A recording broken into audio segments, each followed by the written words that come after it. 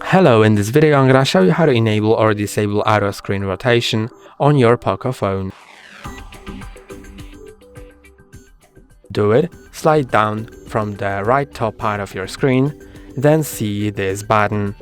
When it's blue, it means that the screen rotation is disabled, so I cannot rotate the screen. But when it's not blue, then it's enabled, so I would be able to rotate my screen. Let me show you that. See, it rotates right now.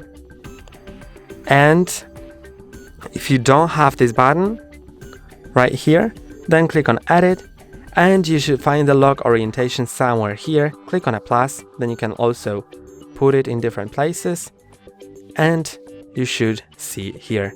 That's all for today. Don't forget to like and subscribe. See you next time.